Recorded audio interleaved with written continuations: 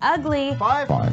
Who are the best and who are the worst NFL teams? It's Mike Gill's Fine Five and Ugly Five on 97.3 ESPN FM, South Jersey's football station. All right, time now for the Fine Five, Ugly Five. These are our five best, five worst teams after Week 11 of the NFL. Who are the five best and the five worst? I'll tell you, this list is – the uglies are pretty easy, Josh, but the Fine Five, I bet we probably have a couple of discrepancies here. So let's jump into the Fine Five and the Ugly Five here on the Sports Bash. Josh, number 5 in the uglies. I think a lot of these are going to be the same. The New York Jets, 3-7.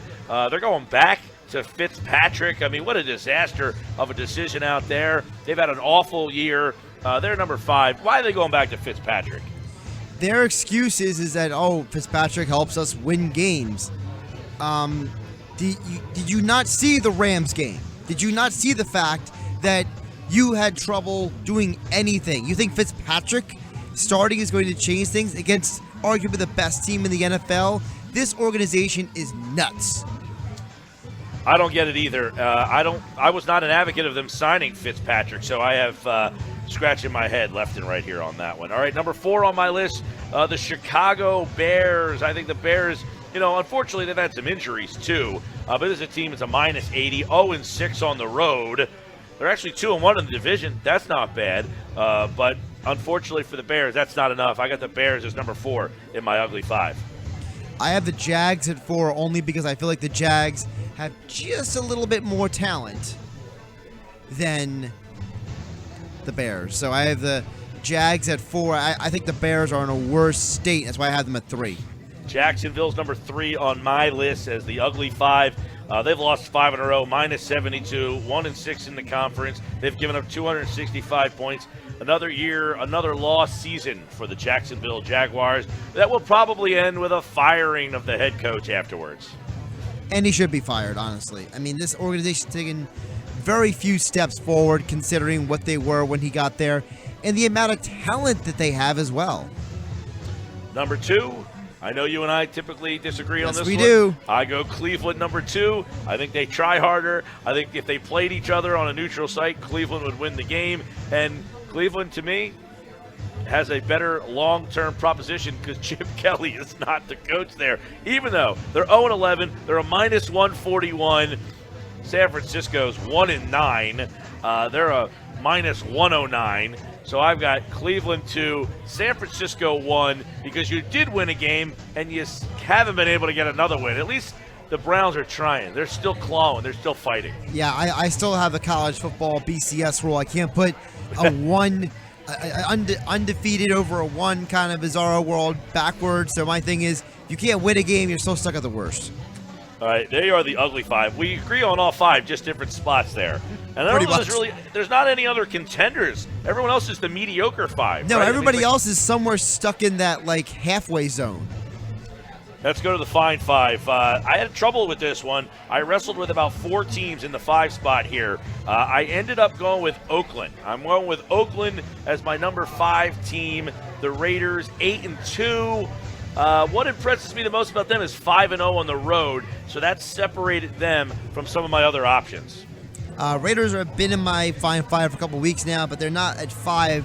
They're at 4 for me. Number 5, I'm bringing the Giants back in. This team wins games that they shouldn't win, and that for me says something about a team, that if you're finding ways to win games, I got to give you some credit.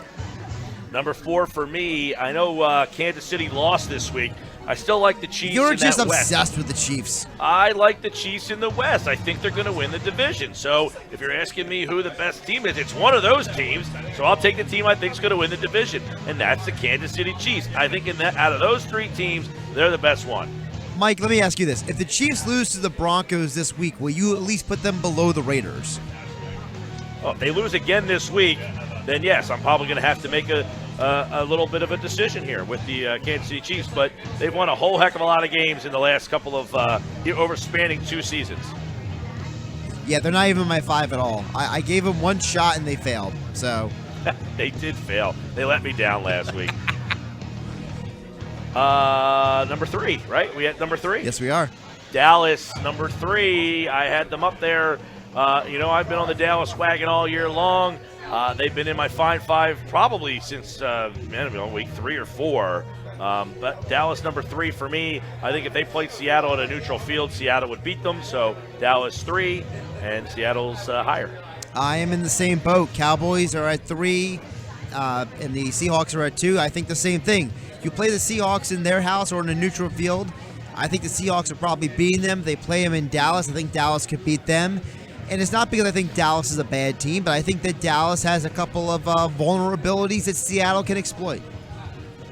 Number 2, the New England Patriots. I got the Patriots too because Seattle went there and beat them. So kind of hard for me to justify, especially by your BCS model. Well, my thing is that the Patriots, how many losses do they have? What, 2? 1. Patriots? Yeah. They're 8-2, pal. They're 8-2. Yes. What are the Seahawks? The Seahawks are 7-2-1. So by that math, Patriots have to be ahead. By the math? What about the head-to-head game they played? Nobody factors in head-to-head in the BCS rankings. In your own building, they beat you. Seattle's number 1. They went to New England and beat them. I can't justify, and quite frankly, I think Seattle is better than New England is. I mean, Brady doesn't have that big of an advantage over Wilson. He's better than Wilson, but he doesn't have as big of a gap of a difference that he does all these other teams. Brady's a significant difference between Oakland, Kansas City, and Dallas. He's not a significant difference against Seattle, and Seattle's defense I like better than New England's.